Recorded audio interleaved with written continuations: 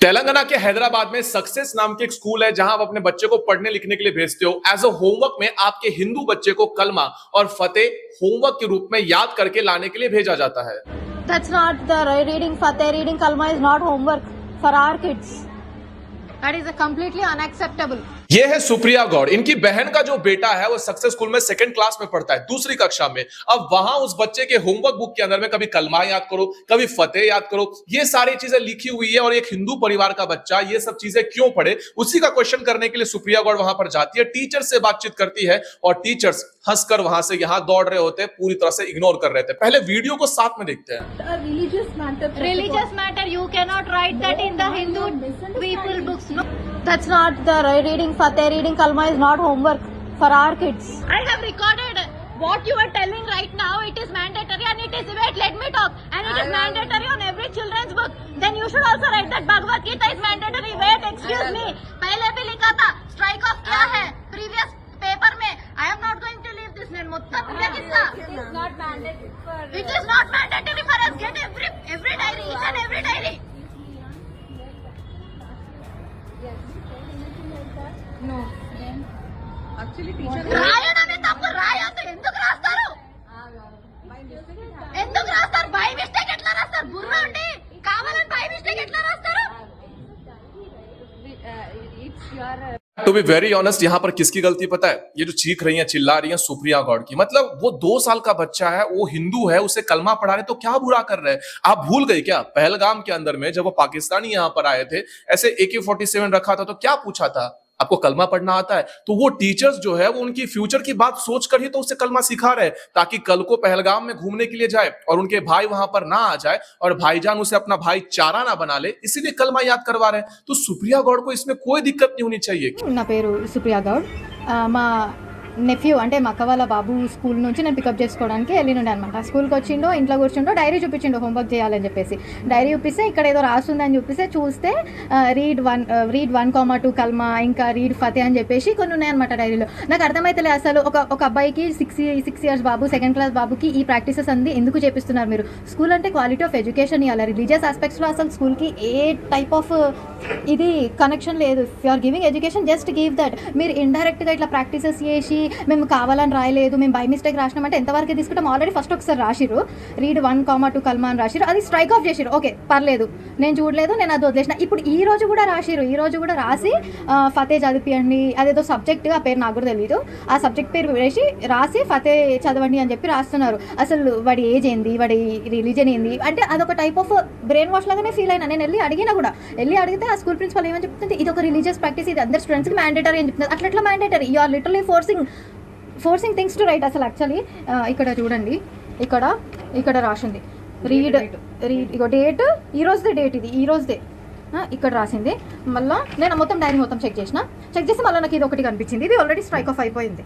Read 1,2 kalma అని చెప్పేసి ఇంకా ఎంతమంది పిల్లల బుక్స్లో రాసినారో తెలియదు. ఓకే, మీరు అంటారేమో అదొక సబ్జెక్ట్, వీళ్ళకి ఆ సబ్జెక్ట్ ఉంది అంటే ఆ సబ్జెక్ట్ ఏ పిల్లలు అయితే తీసుకున్నారో ఆ పిల్లలందరినీ డైరీ సపరేట్ పెట్టి ఇవ్వండి, వీళ్ళ డైరీ సపరేట్ పెట్టి ఇవ్వండి. ఇక్కడ క్లియర్గా లియాన్స్ కృష్ణ అని పేరు కనిపిస్తుంది. అట్లా ఎట్లా రాస్తారు? మళ్ళీ ఎట్లా అడిగితే, ఫస్ట్ అడిగితేనేమో religious practice and it is necessary for all the students అన్నది. సెకండ్ టైం అది ఎవరైతే రాసిరో ఆమెనే వచ్చి నేను బై మిస్టేక్ రాసిన అంటారు. అంటే మీరు గడికి పేరు ఇట్లా చేంజ్ చేయడం అసలు కరెక్ట్? అది వాంటెడ్గానే రాసినట్టు నేను పర్సనల్గా ఫీల్ అవుతున్నాను. ఇది ఇంకా ఈ ఒక్క డిపార్ట్మెంట్లోనే అవుతుందా? ఇంకా సక్సెస్ స్కూల్ సైదాబాద్ ఇంకా వేరే బ్రాంచెస్ కూడా ఉన్నాయి, కాలేజెస్ కూడా ఉన్నాయి. ఇంకా వీళ్ళకి అసోసియేట్ అయ్యి ఎంతమందితో అట్లా ఎన్ని రాస్తున్నారో మనకు అసలు ఐడియానే లేదు. ఈ రోజు నేను డైరీ చూసినా కాబట్టి రియాక్ట్ అన్నాను. నేను ఒకవేళ డైరీ చేయకపోతే నేను असल रिएक्ट కూడా కాకపోతుండే. बाद में दिखावे के लिए जो सक्सेस द स्कूल है वो मिस शेख ऐसा परवीन, यहां पर उनका टर्मिनेशन लेटर है, उन्हें टर्मिनेट कर दिया गया। अब एक टीचर को टर्मिनेट कर दिया गया क्योंकि टीचर को शायद पता नहीं था कि कलमा और फतेह ये नहीं पढ़ाना था, या प्रिंसिपल भी अच्छे से जानता है। जब ये चीजों की मैं पुष्टि कर रहा था तो मैंने राजा भैया से पूछा, वही हमारे हैदराबाद के जिनको ओवैसी अपना बाप मानता है, चाहे मानता क्या है भी, तो हैदराबाद से वहां से वीडियो आया। पुराने शहर के सैदाबाद क्षेत्र में एक स्कूल के अंदर जो कि दूसरी कक्षा में पढ़ने वाले बच्चे को जबरन कलमा पढ़ने के लिए कहा गया स्कूल मैनेजमेंट ने। यह बहुत ही शर्म की बात है। तेलंगाना में यह पहला केस नहीं है, इससे पहले भी अनेकों केसेस इस प्रकार के हो चुके हैं तेलंगाना राज्य में। लेकिन कल जिस प्रकार से उस 2 साल के मासूम बच्चे के पेरेंट्स ने जब स्कूल में जाकर उन मैनेजमेंट से जब क्वेश्चन पूछा, सवाल पूछा कि आप कैसे मेरे बच्चे को, मेरे हिंदू बच्चे को कलमा पढ़ने के लिए प्रेशर डाल सकते हो, तो स्कूल मैनेजमेंट के पास कोई जवाब नहीं है। यहां सैदाबाद क्षेत्र असदुद्दीन ओवैसी के पार्लियामेंट क्षेत्र में आता है और ये की पूरी इन लोगों ने प्लानिंग करके रखी है कि छोटे बच्चे से लेकर बड़े बच्चे तक, चाहे वो कॉलेज में हो या 10वीं कक्षा में हो या 9वीं कक्षा में हो, सबका इस्लामीकरण करना।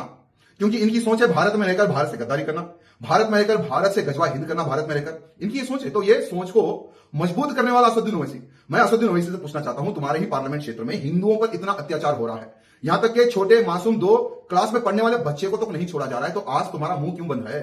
एक कड़वी सच्चाई आपको बताने जाऊं तो मुझे साउथ स्टेट से कोई दिक्कत नहीं है, लेकिन साउथ स्टेट में जो नॉर्थ के स्टेट है, एज कंपेयर टू कन्वर्जन बहुत ही हाईली तरीके से होता है। ऐसी चीजों को देखकर एक व्यक्ति ने अपने ऑटो रिक्शा के ऊपर लिख दिया है, if you change your religion it means you are changing your father. इसके बाद भाई साहब, मतलब बहुत ही सिंपल सी चीज है कि अपना धर्म बदल रहे हो तो इसका मतलब अपना बाप बदल रहे हो, वो तो सही बात है ना। लेकिन उसके बाद उस ऑटो ड्राइवर से बात करने के लिए आईपीएस तक आ गए, एसआई आ रहा है, उसे धमकी दे रहा है कि दिस इज हैदराबाद, यहां पर डिफरेंट रूल्स होते हैं। भाई हैदराबाद इज लाइक इंडिया का हैदराबाद, पाकिस्तान का हैदराबाद नहीं। पुलिस स्टेशन में उस ऑटो वालों की ऑटो को सीज कर देंगे, ऐसा वैसा कर देंगे, सारी धमकियां देकर हो गई है।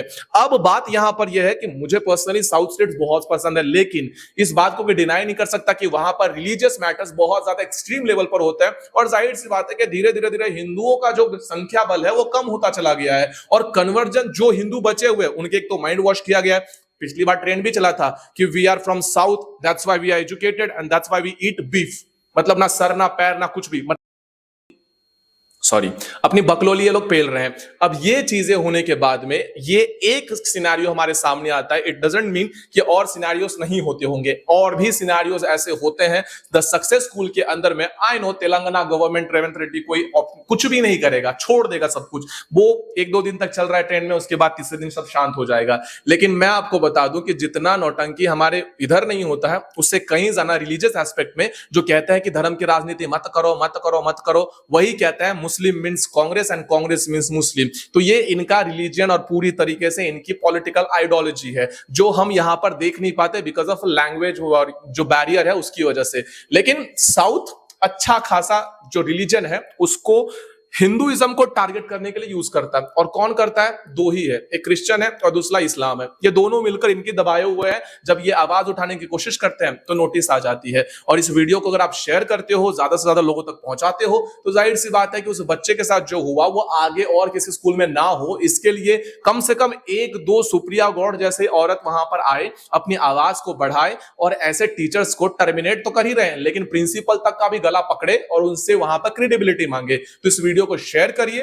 जितना हो सके उतना ज्यादा लोगों तक पहुंचाइए और बताइए कि साउथ भी बहुत एजुकेटेड नहीं है। अब अगले वीडियो के अंदर मिलते हैं सनातनियों, तब तक के लिए जय सनातन।